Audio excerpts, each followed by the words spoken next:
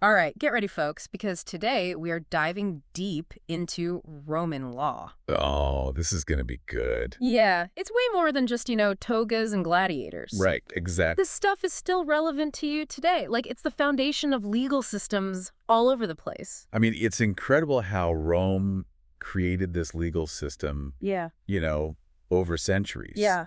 And it went way beyond just like keeping order and stuff. They Yeah. created a whole framework for like how society functions, Totally. from like property rights to contracts to the very concept of a fair trial. We're talking about, like, the nuts and bolts of civilization. That's right. So today, we are time traveling back to ancient Rome Okay. to figure out how this legal system evolved and, like, why it actually lasted for so long. Right, right. But most importantly, Yeah, what you can learn from it, that's right. its successes, and even its failures. Oh, yeah. There are some. Because, trust me, we're going to find some pretty surprising stuff. Oh, definitely. Like, for example, did you know that they, like, literally carved their laws onto bronze tablets? They did.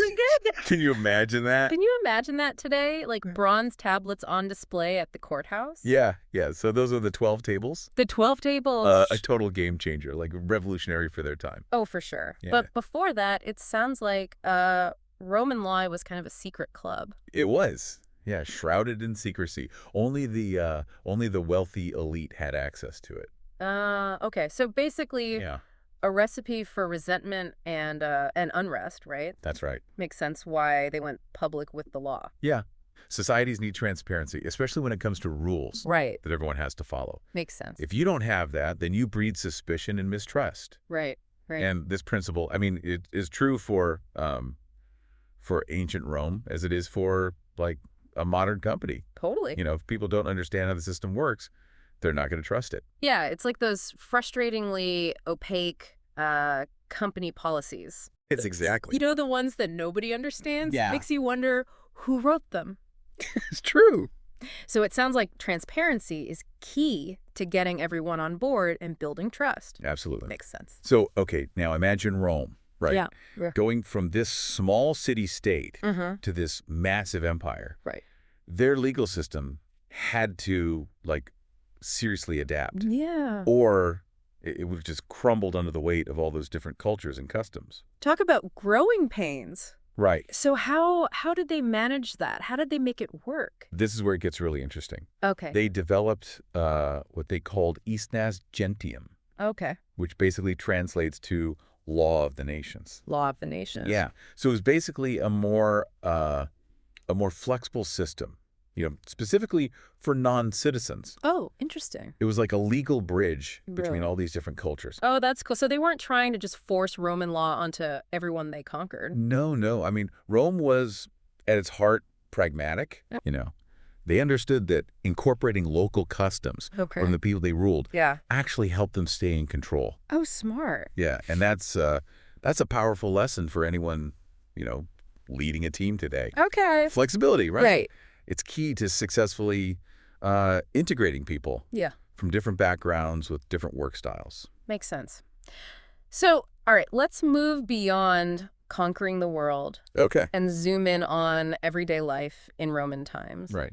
What was it like for the average Roman? Okay, so Roman civil law, Okay. which is known as Indemarius civil. Take Indemarius civil. Yeah, it focused on the things that really mattered to people, like, Give me some examples. property contracts, marriage, inheritance, Yeah. that kind of stuff. So civil law, what did that cover in practice? Yeah, so like, like family squabbles, business deals, that sort of thing. Exactly. Yeah. The nuts and bolts of daily life and Yeah. having clear rules, like a legal framework for all that. It gave people a sense of stability. Oh, yeah, for sure. They could build lives, Yeah. establish businesses, knowing that there were like rules in place Right. to protect their interests. And what's amazing to me is that back then contracts could be legally binding even without like a written document. That's right. Your word actually meant something. It did. It's wild. Yeah, it really speaks to their culture of trust and honor, It does. which maybe we could use a little more of today. Maybe so.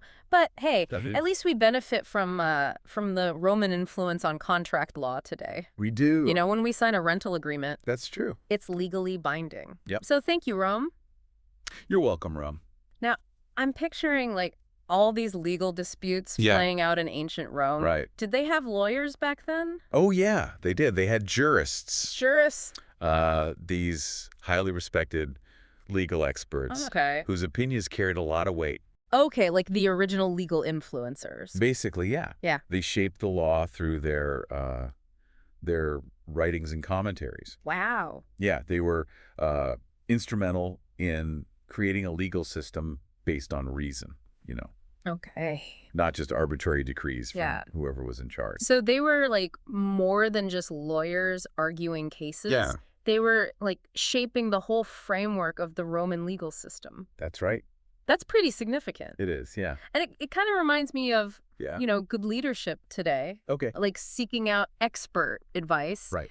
Considering the implications of your decisions. Yeah. Not just like going with your gut all the time. Exactly. Okay, now let's talk about the drama. Okay, the trauma. Criminal law in ancient Rome. Yeah. What happened when somebody broke the law? So imagine this. Okay. You've got public trials Oh, wow. held right in the Roman Forum Okay. with citizens just watching the whole thing unfold. So this was like the precursor to our modern criminal justice system. In many ways, yeah. Mm. And what's really interesting is Right. is that someone had to actually accuse you Okay. for a trial to even happen. So the state couldn't... They couldn't just decide you were guilty Right. without due process.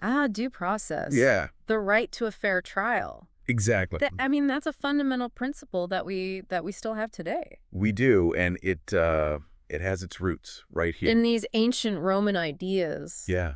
I mean, it's all connected. It's amazing. Yeah, the echoes of these principles, they resonate through history, Wow. offering protection to you today. That's powerful. Yeah, fairness and accountability, Yeah. Yeah. Those were cornerstones of their legal system. Okay, but there is so much more to discover Oh, yeah, for sure. about Roman law and its impact. Right. So stay tuned for part 2 It's going to be good. of our deep dive. All right. Welcome back to our Roman law deep dive. It's great to be back. Before the break, we were talking about those public trials. Right, in the roots of due process. It seems like this whole Roman emphasis on fairness, Yeah. it went way beyond just the courtroom. Oh, absolutely. I mean, the Romans, they understood Okay. that for a society to really work, Uh-huh. you needed clear rules Okay. about property and agreements. Yeah. Like, it was fundamental for commerce, economic stability. I mean, you can't have a functioning society where people are just, like, grabbing whatever they want, Right. breaking promises without any consequences. Yeah. No, that makes perfect sense. Right. Their system of property ownership was it was incredibly detailed. Okay. Roman citizens, they had very specific rights. Okay, like what?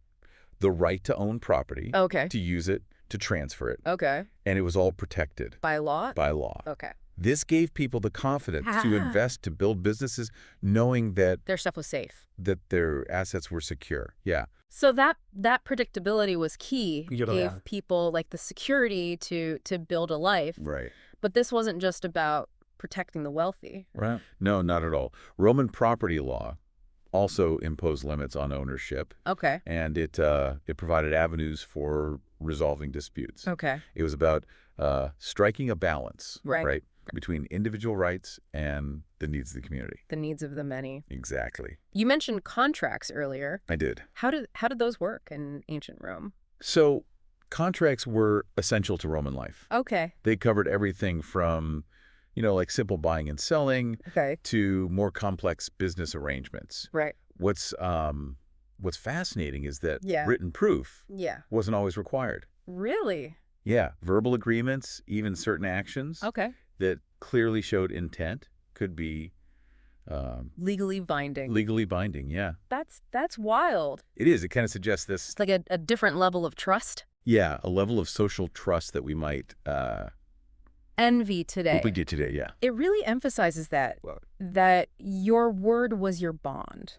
it does. I mean, today it's like, Get it in writing. yeah, exactly. With this flexibility in their system, Yeah. it also made commerce more accessible. Okay. It enabled everyone from, small-scale traders So, yeah. to large enterprises Right. to operate within a a predictable legal framework, Which is huge, right? which is crucial for economic growth. Yeah.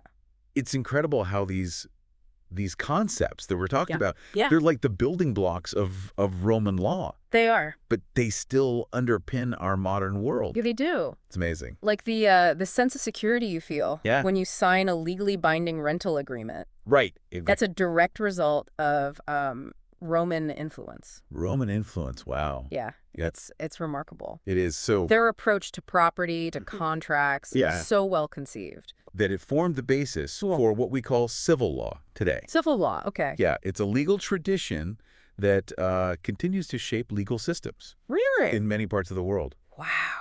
Okay, so we've got the laws themselves, right. but who made sure they were implemented correctly? Okay, so the evolution of Roman law. Okay. It wasn't just about those rules, carved in stone. Right. It was also about the people Okay. who interpreted them. Yeah. Applied them in everyday life. Right, okay. Remember the jurists we talked about? The legal rock stars? Yeah, those legal experts whose opinions really mattered. Yeah. They were more than just lawyers, Right. They played a huge role shaping the legal landscape. So they weren't just arguing cases in court. They were actively shaping They were shaping the framework of the legal system. Wow, that's a pretty big deal. It is. Yeah. And their influence, it extended far beyond the borders of Rome. Really? Yeah, their writings, their approach to legal reasoning is all collected, compiled in these vast repositories of legal knowledge. Wait a minute. Are we talking about Justinian's Corpus Juris Civilis? Yes. I remember that from law school. It was like this... Yeah, it was like the ultimate... legal encyclopedia. Yeah, legal encyclopedia. Exactly. So like centuries before computers. I know. He created this massive legal database. They did. That's incredible. It's considered one of the most significant legal documents in Western history. Wow. And it ensured that Roman law didn't just disappear with the fall of the empire. Yeah. Instead, it became the bedrock of the civil law tradition. Yeah, okay. It still exists in many countries today. Wow. That's a really important point. Yeah. It highlights the power of preserving knowledge, Yes. making it accessible. Absolutely. Yeah. If it weren't for Justinian, Right. who knows what our legal systems would look like today? Right. That's crazy. It's a reminder that even ancient civilizations understood how important information management is. Right. I mean, think about how important that is for you today. Right. Keeping your own knowledge organized, documenting your work. Right. It ensures continuity, allows you to build upon what came before. That's great advice. So we've talked a lot about the structure of Roman law. Yeah, Rickley. And how it evolved. Right. But what about what about the ideas behind it? Right. Like, were there specific philosophical principles that shaped their approach to lawmaking? That's a great question. Okay. It takes us into the realm of philosophy. Oh, okay. Roman law wasn't just, like a random collection of rules. Right. It was deeply influenced by Stoic philosophy. The Stoicism. Yeah. Those were the folks who, believed in keeping calm no matter what, right? That's part of it. What does that have to do with law? So Stoicism is much more than just emotional resilience. Okay. It's a whole philosophy that emphasizes virtue. Reason, living in harmony with nature. Right. The Stoics, they believed in this concept called natural law. Natural law. The idea that certain universal principles of justice, they exist independently of any, human-made laws. Human-made laws. But some things are just inherently right or wrong. Right or wrong. Yeah. Regardless of what any ruler or government says. It's like a moral compass that transcends any specific law. Exactly. And the Romans, they were influenced by this worldview. Okay. They sought to align their laws with these higher principles of justice. So they viewed law not just as a way to keep order, but as a means to achieve fairness and ethical governance. That's profound. Yeah. And that idea, it's resonated throughout history, the concept of natural law. Yeah. It played a crucial role in the development of human rights. Human rights, the idea that all people have inherent rights that deserve protection. Wow. And these concepts, in many ways, they can be traced back To these Roman philosophical foundations. Wow, that connection is fascinating. I never realized it's deep, right? How deep these ideas run. Yeah. It's incredible how these ancient Roman concepts of justice, fairness, they still matter in today's world. They do. But there's still more to uncover. Oh, really? Yeah. Stay with us. Okay. As we enter the final part. The final part of our deep dive into Roman law. Okay. Where we'll explore some compelling legal cases and the lasting lessons they offer for modern leadership. Okay. I am intrigued. It's going to be good. All right. Welcome back to our final chapter of this Roman law deep dive. Oh, it's flown by, hasn't it? Oh. It's been a wild ride. It really has. From those bronze tablets to the Stoics. The Stoics, it's really changed my perspective on how we think about law today. It's true, isn't it? I mean, we often just take these fundamental principles for granted. Yeah. But they have their roots in this civilization that thrived thousands of years ago. That's why. It's a testament to the enduring power of these ideas. Yeah, it really is. So, in this last section, I'm really curious to see how it all played out in real life. Right. Like, what were some of the actual legal cases that went down in ancient Rome? So Roman history is full of these fascinating legal battles that give us a glimpse into, how their system works in practice. Yeah. And as you'll see, a lot of these cases, they provide some pretty valuable lessons for us, even today. Okay. All right. Give me an example. All right. One famous case involves a man named Sextus Roscius. Sextus Roscius? Yeah, he was accused of patricide. Patricide. Killing his own father. Whoa. That's intense. It was a huge crime in Roman society. Okay. But what happened? So Roscius was defended by Cicero. Cicero. One of Rome's most brilliant orators, legal minds. Okay. And Cicero, he argued that the accusations against Roscius were totally fabricated. Okay. By these powerful individuals who were after his property. Oh, so it was more than just the crime itself. Yeah. It was about corruption? Abuse of power. Abuse of power, exactly. Like a classic power play. A classic power play, even back then. Yeah. I mean, it's a story that still resonates today, doesn't it? Sadly, yes, it does. Yeah. So did justice prevail? So thanks to Cicero's amazing defense, Roscius was acquitted. Okay. But the case, it served as this reminder of the importance of, impartiality. Right. The need to safeguard individuals from those who abuse their power. It's a lesson that definitely transcends time. It does. We still need systems that hold people accountable no matter... Regardless of their wealth. Their wealth or social standing. Exactly. Right. Okay, so another landmark case, maybe a little less dramatic, involves the Lex Aquilia. The Lex Aquilia. Which was a Roman law that dealt with property damage.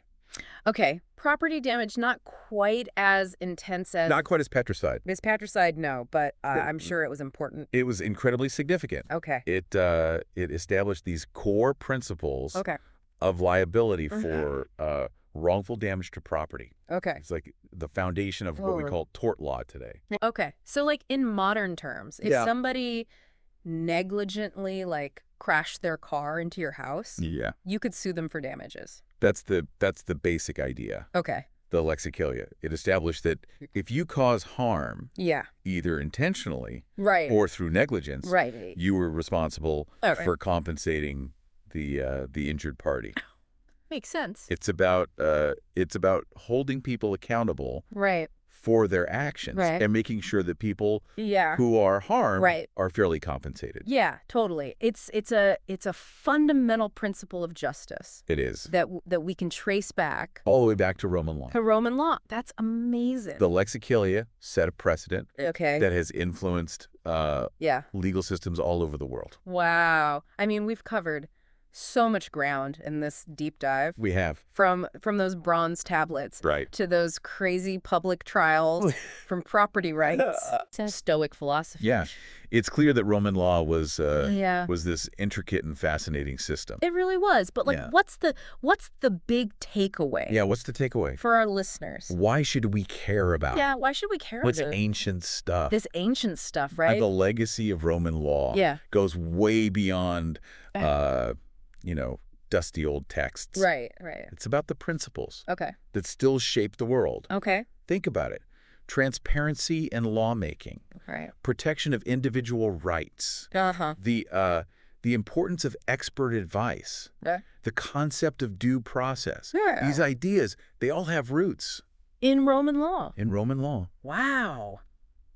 It's crazy to think that we're still living in the shadow of Roman law. In so many ways. Even in our everyday lives. Yeah. The Romans, they showed us that a well-designed legal system is absolutely crucial for a stable and thriving society. Totally. It's about creating a framework for fairness. You're right. For accountability. Okay. For resolving disputes peacefully. Powerful insight. It's something worth remembering. Yeah. Whether you're leading a team, managing a business, or just navigating your own personal life. The lessons we can learn from Roman law, they're timeless. They really are. And universal. Okay, well, on that note, I think we've reached the end of our deep dive.